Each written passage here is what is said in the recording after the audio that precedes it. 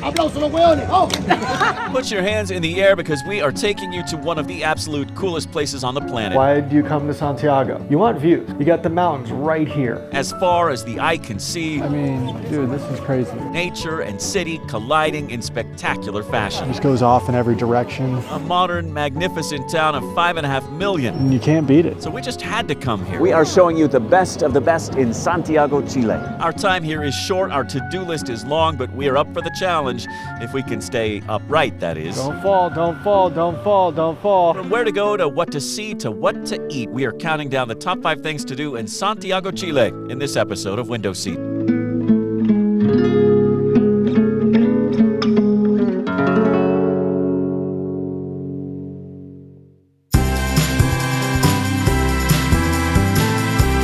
So here we are, just landed. It's about 11:15 in the morning on a Saturday. We are in Santiago, Chile. We really have less than 24 hours to do anything in this town. We've booked it real tight. We've got excursions right and left, and we're going all over the place. And so just a few hours in Santiago, and our real challenge is to figure out what exactly we can squeeze in this big town in that short time. So let's give it a shot. First stop for us is the hotel to unload our bags and get our itinerary set for the day. We chose the Mandarin Oriental because it was surprisingly inexpensive. And just look at this place. And you have a very nice big room here with the, up here, you know, the beds, standard. And just look at those views. You're not gonna beat that.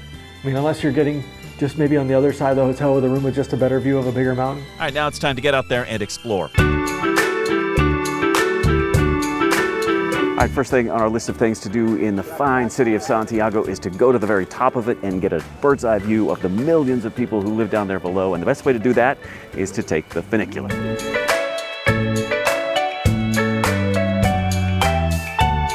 As we snake our way through the long line, a little bit of the history on this mountainside train. It first opened in 1925, almost 100 years ago. It climbs the slope of San Cristobal Hill, and it's part of the very touristy Santiago Metropolitan Park.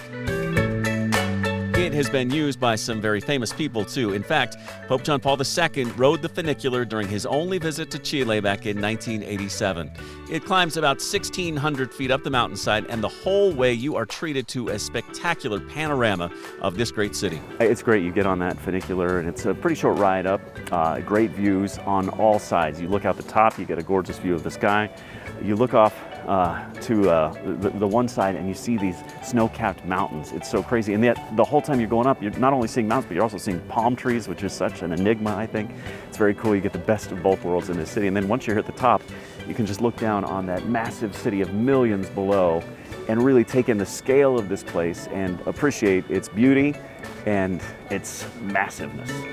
That was cool. I mean, you take a funicular. I mean, they're all similar, but the views outside of this are amazing. I mean, you look at the mountains right outside the city. I mean, that's why there's so many people that come here to ski. I mean, we saw them at our hotel. We've seen them all over the place. It's pretty crazy. And then you see the city below. It provides a great view.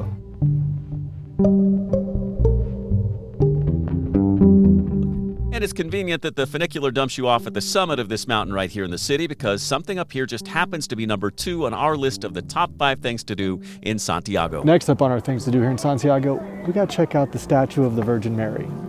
The Sanctuary of the Immaculate Conception on San Cristobal Hill is one of the primary places of worship for Catholics in Chile, and it's a religious icon here. The 46-foot-tall statue hovers high above the city, and in its pedestal is this small chapel where Pope John Paul II prayed and blessed the city back in 1987.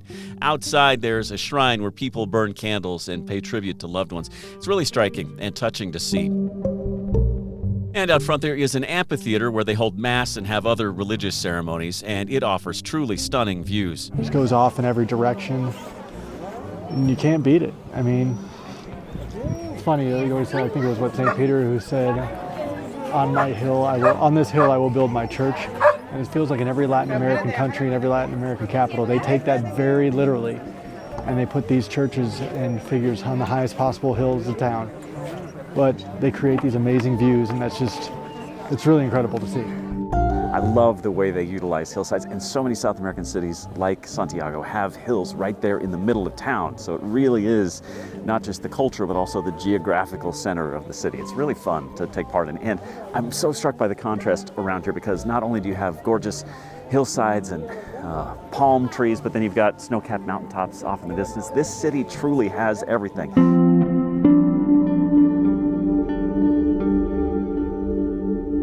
For the next must-do in Santiago, we are staying nearby and finding our moment of zen. All right, we are counting down the top 5 things you got to do in Santiago, Chile. We are at number 3 right now, and it is the Japanese garden. The gardens are amazing, and look at this backdrop. The Japanese Garden of Santiago is a traditional Japanese garden right here in the middle of the busy city in Santiago Metropolitan Park, with breathtaking views of the mountains off in the distance and the modern skyline in the foreground. The idea is to give you some calm in the Chilean chaos, and it works. Well, it's nice, peaceful, very serene. This is going to sound horrible, but it kind of looks a lot like a putt-putt course with a lot of the... We got a wind watermill over back here, if you've seen one of those before. Got a nice bridge, you putt it under the bridge, just don't get the ball in the stream. But no, it's still very cool, very nice, very peaceful. The views of the city are amazing. You got to come do this and just enjoy the peacefulness that is Santiago, Chile, because we all come to Chile to relax. We don't come to stress ourselves out. It's small, it's free, and it's easy to navigate, and that's why, since you're already in this part of town, you absolutely need to make a quick stop at the Japanese Garden.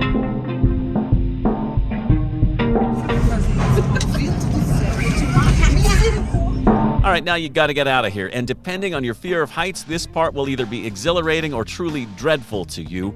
We are taking the tram. The Santiago cable car is a touristy must-do for unforgettable overhead views of the Metropolitan Park, the city skyline, the mountains off in the distance, and all the mayhem of a large urban South American city.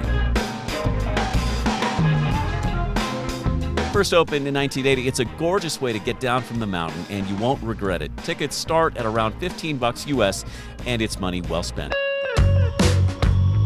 All right, let's go downtown. Next up on our list, you got to hit a Plaza de Armas if you're in Santiago.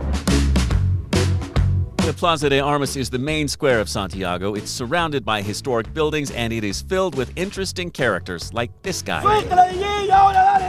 He was putting on some kind of art show that included a lot of crowd interaction, and there was fire and all kinds of strange stuff, but he was very entertaining. In fact, you'll find entertainment of all kinds around this part of town, and there's no shortage of interesting locals. What I love about old town squares, old plazas that you see all over South America is you really get the flavor of the place. You find sinners and saints. I'm pretty sure that I just saw a prostitute. Don't know for sure, but it looks like it. And over here we've got a preacher who's spreading the gospel. If you look over here, we'll show you. And you see this in a lot of town squares in South America. People out here evangelizing because clearly there are plenty of folks around who could use some time in church. You know, you got to come to these places. They feel very touristy. And you know, I get it. Maybe you don't want to be around all these other tourists, but it gives you a bit of a flavor of the city. It gives you a little bit of the old history because you're surrounded by the old buildings. And you'll see a lot of the street performers and street vendors. And, you know, you just get a different vibe than you're going to get in some of these other areas. But you got to do it. It's just part of where you go. The town square dates back to 1775, and if you are at all a history buff, you're definitely going to want to check this out. And our next spot, I mean, if you want a flavor of the nightlife in Santiago, you come to Barrio La Esteria. It's the street here. There's just a lot of restaurants, a lot of culture. While we're here, there was a little culture market, like art, books, a lot of different things here. So definitely a place you really need to check out. The La Esteria neighborhood, also known as the Bellas Artes neighborhood, is filled with culture, food, and arts. It is the hip place in town to find young people and lots of good things to eat. And speaking of that, we found what might be the most popular restaurant in all of Santiago. So you got a line here, like we're talking like a legit line down the block for these French fries, just topped with all sorts of stuff. I mean, I've got a little bit of a stomach ache because I'm kind of full from, you know, eating and, you know, cerveza, but I mean, if I wasn't, that would look delicious. It's not healthy, but I'm sure it tastes good, especially if you've got a little alcohol in you. If you like French fries, and really, who doesn't, you got to be sure to stop here and be patient because that line could be long. And next up, we're going to the top of the tallest building in South America. Visible from all over town, the Gran Torre Costanera is a 62-story skyscraper, tallest on the continent, second tallest in all of Latin America, and it's the 5th tallest building in the southern hemisphere. It's part of a complex that includes the largest shopping mall in Latin America and a couple of hotels and office towers, too. It stands 980 feet tall. It's pretty crazy. You can really see the vast expanse of this city, millions of people down there below. But you know what really I think is the coolest thing for me? Is that they got a Chili's up top. So if you get a hankering, you just go right up there to the Chili's and you're all set.